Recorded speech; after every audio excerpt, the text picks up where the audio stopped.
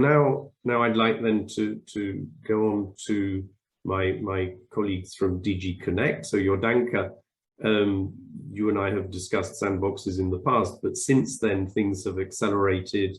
You've co-hosted with Spain the initial sort of show and tell of what Madrid has been doing, and we had tried also to have our colleagues from Spain on the call, but it's Spain's National Day today, so happy feast to Spain. But it means that we have to ask you as the European Commission not only where you see sandboxes coming out, are there missing pieces in what you've heard so far that you would like to emphasize, and how you think we're going to really bootstrap a process that has been discussed in Brussels in a general way for a long time, but we've never legislated to do sandboxes before. So just tell us, what does that feel like as a regulator? You have this big piece of blank paper, and although Dragos and his colleagues will help you fill in the gaps, that still doesn't take you to launch. So where are you on sandboxes in the development, in anticipation of the law being finalized and then in a couple of years later entering into force?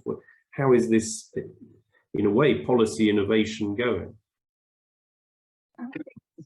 Robert, and good morning, everyone. So indeed, it's so interesting to discuss this topic, and I think you posed so many questions, so I'll try to maybe also react to many of the things that were said, because there is a lot of things ongoing, indeed, the pilot in Spain, but also the work we are doing on sandboxes in general, and all the important changes that are now discussed both by the Council and the Parliament.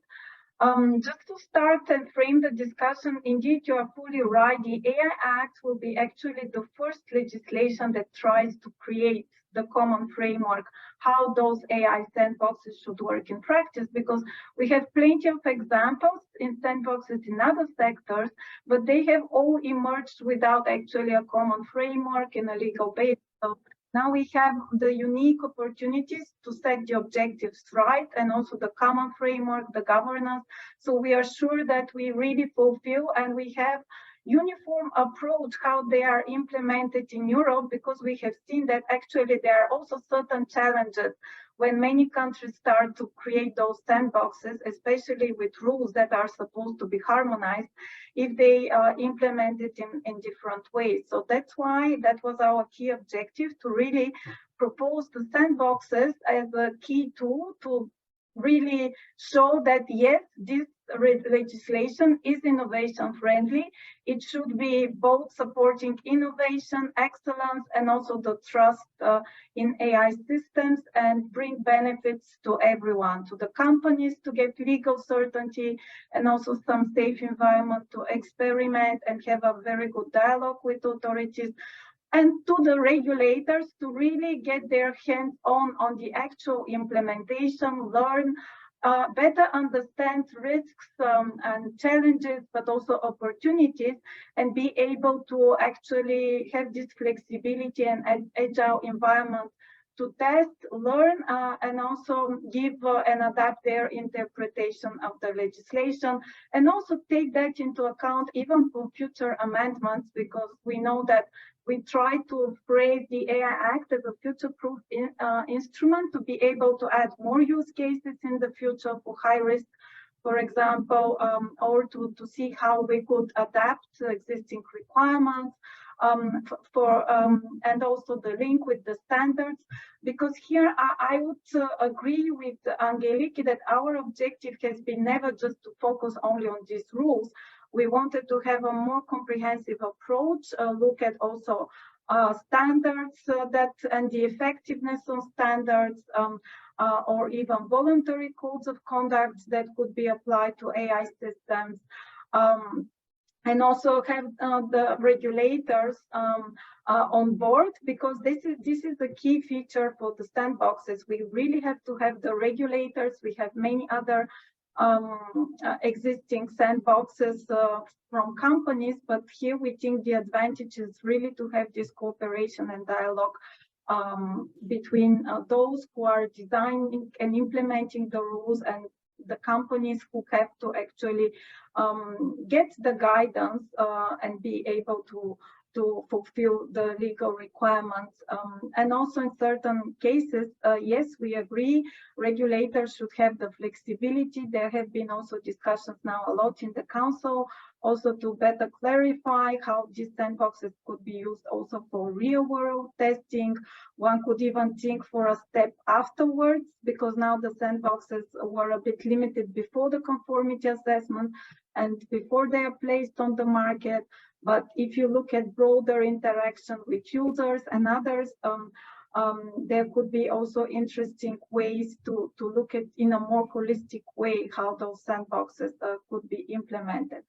And here I would agree with and what was said by Sandrina, that actually something that we think could be added value also for the Parliament to consider is how, beside the companies, the regulators, and also a bit the broader ecosystem of testing, innovation, standardization organizations that we have already proposed, we could also better get on board the civil society, because this is something that I think would be certainly very valuable.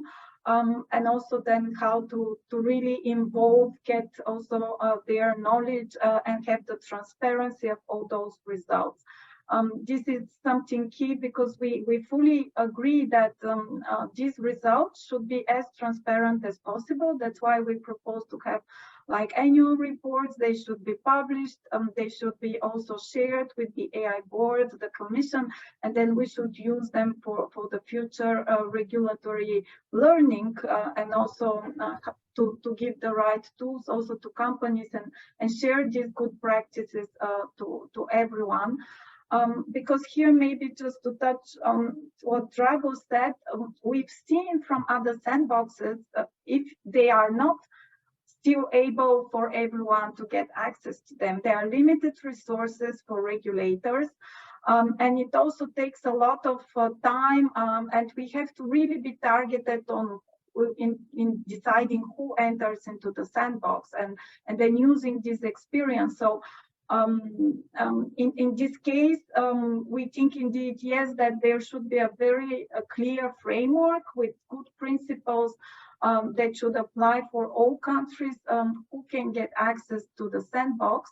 And then have this transparent process where results are shared with everyone, and they are also made available to also other companies, so everyone can benefit from this knowledge.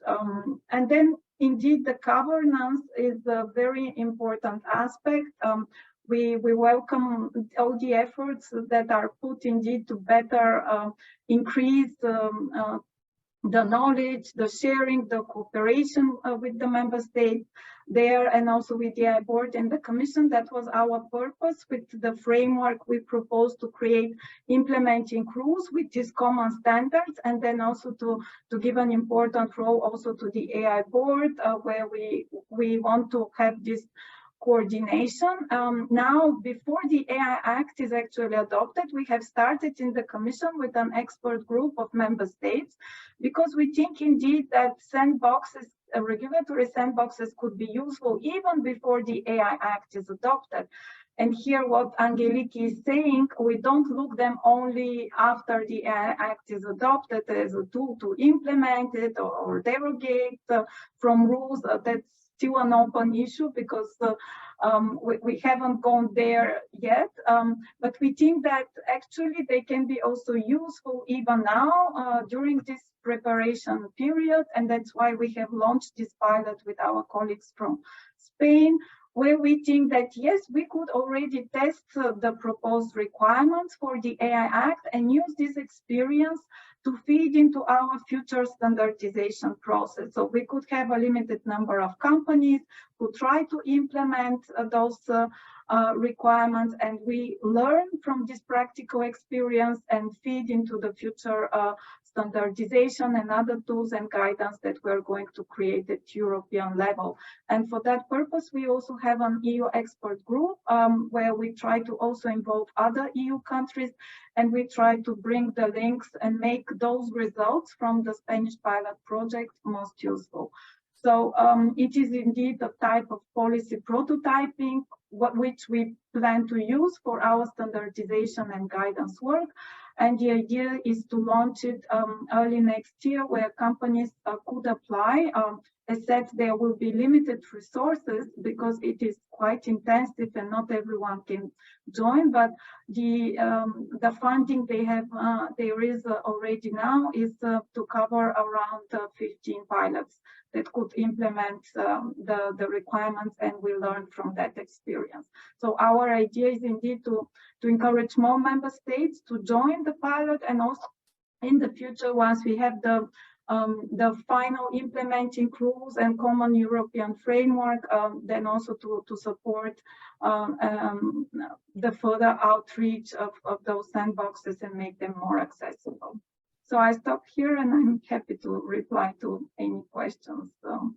So that's very interesting. I'm sure there'll be lots of questions and comments, but you put your finger on the issue of supply and demand, and the model you seem to be discussing is one where every regulator might have a sandbox, but it has to be owned by regulators, whereas I think out there may be academics or companies who are saying maybe we can run sandboxes, although clearly there has to be a regulatory presence to make it useful.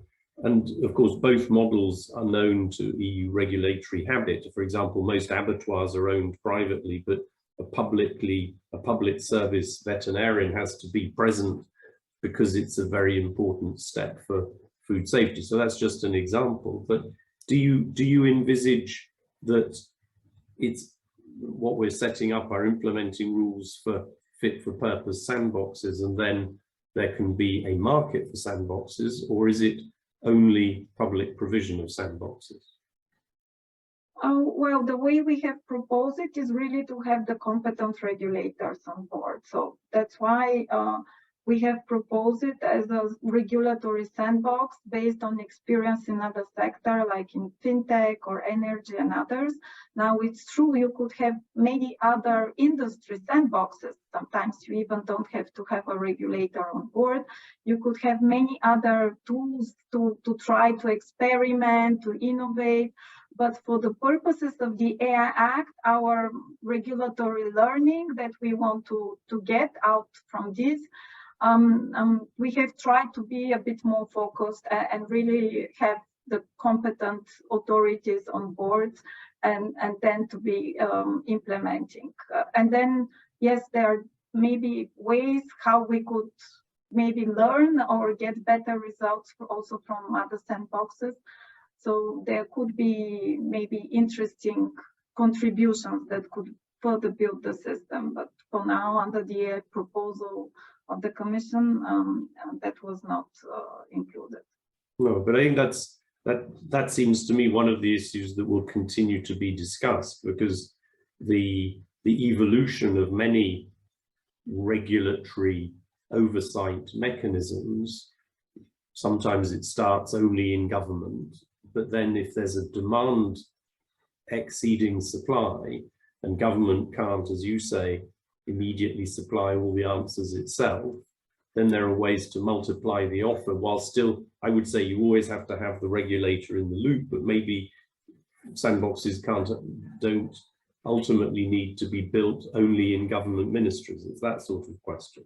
But I'm just the chairman, and I think we will come back to that and other questions as we move from the panel towards the open conversation. So let me say for our attendees that the panelists and I could happily have our conversation all on our own, but we're very happy to take comments and questions through the chat function and the Q&A.